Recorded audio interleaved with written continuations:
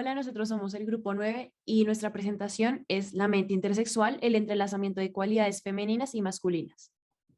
Bueno, un poco de historia.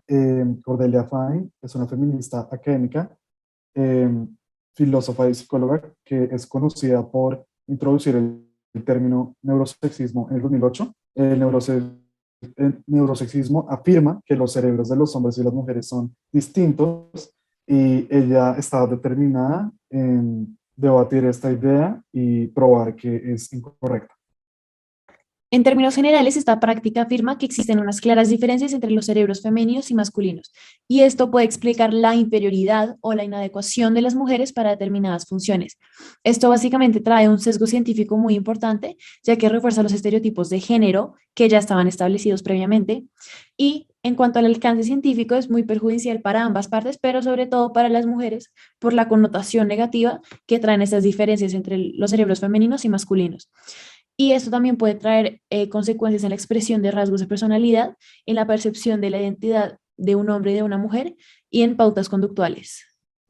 También se puede explicar la diferencia entre el hombre y la mujer desde la memoria asociativa. Eh, Esta se adquiere de manera indiscriminada, es decir, no se genera una reflexión consciente en principio. Entonces, desde pequeños, el hombre y la mujer eh, se asocia su rol con ciertas cosas. Entonces, como se puede ver en la imagen, al hombre siempre le interesa más el color azul, a la mujer el rosado, y así también con los juguetes con los que juega, las mujeres el maquillaje, los hombres los carros, etcétera, etcétera. Y no se cuestiona porque crecemos asociando nuestras experiencias con el rol establecido por la sociedad. Ahora hablemos de las diferencias fisiológicas que tienen los cerebros femeninos y masculinos. Entonces, en primer lugar, a término general, el cerebro masculino es mucho más grande que el cerebro femenino en cuanto a tamaño. Por otro lado, el hipocampo femenino es mucho más grande que el hipocampo masculino y esta área del cerebro se encarga específicamente del aprendizaje y memorización. Pero a diferencia de esto, la amígdala masculina es mucho más grande que la amígdala femenina y esta se encarga de la experimentación de emociones y recuerdo de experiencias.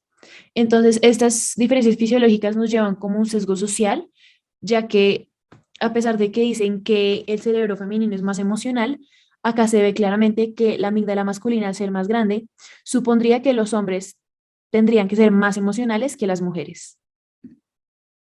Actualmente, eh, los neurocientíficos no han encontrado ninguna diferencia decisiva y definitoria entre el cerebro de la mujer y el hombre.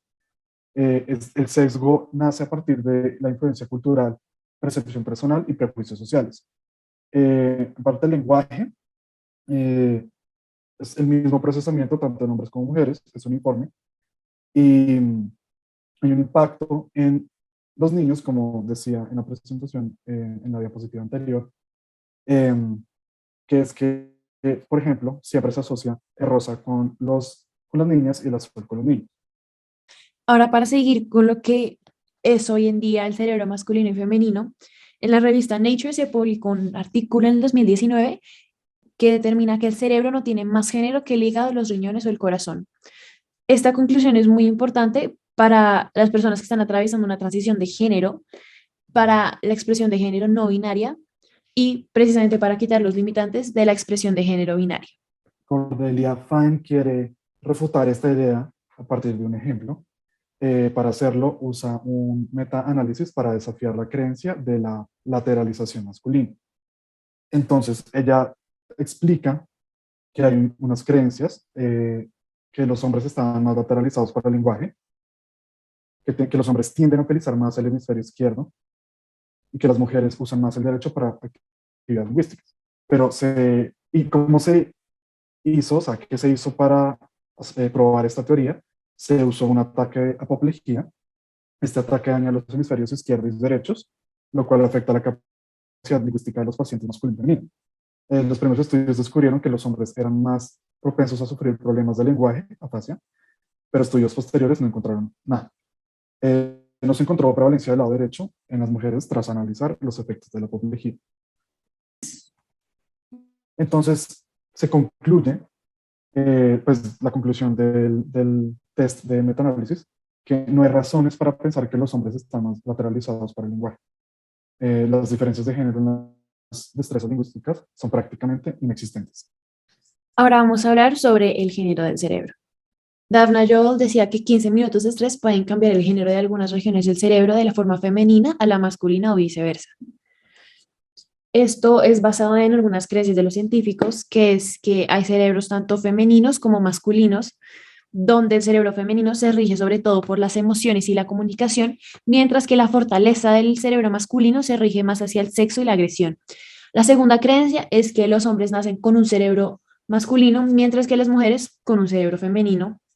Y la última creencia es que en promedio los hombres tienden a ser más agresivos y las mujeres tienden a ser más emocionales, y esto se debe a la forma del cerebro de cada uno. Bueno, comparando las creencias del siglo XIX a las de ahora, se creía que los hombres, por tener el cerebro más grande, eran más inteligentes que las mujeres y que las mujeres eran menos capaces intelectualmente como académicamente.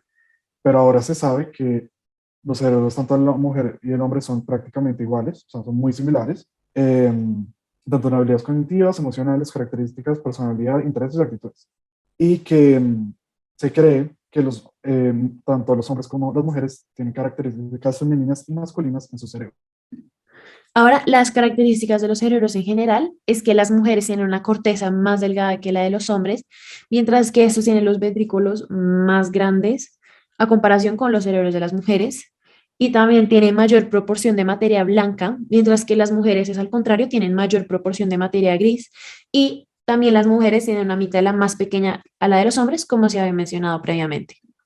Teoría acerca del estrés y el cambio del género del cerebro. Esta teoría se puede explicar con un ejemplo, que es cuando una madre está embarazada y sufre de estrés, las características del cerebro cambian de género. Entonces, por ejemplo, cuando tiene un bebé hombre, su cerebro ha experimentado ese cambio de género, entonces nacerá tanto femenino como masculino. Ahora, este mosaico que acabamos de presentar es únicamente para este bebé que presentamos, no es una forma de generalizar. Entonces, ¿por qué sucede esto? Porque este mosaico es moldeado por las interacciones de las hormonas del bebé con el ambiente en el que ha vivido hasta ese momento, el cual es diferente para cada ser humano claramente. Entonces, en realidad, nacemos con un cerebro intersexual, el cual, por la interacción con el entorno, sigue cambiando durante toda la vida. Por ende, podemos concluir que cada cerebro se moldea desde las experiencias de vida de cada persona. Entonces, cada cerebro sería único. Entonces, siguiendo con la conclusión que habíamos dicho previamente, los cerebros no tienen género, pero sí tienen características de ambos géneros.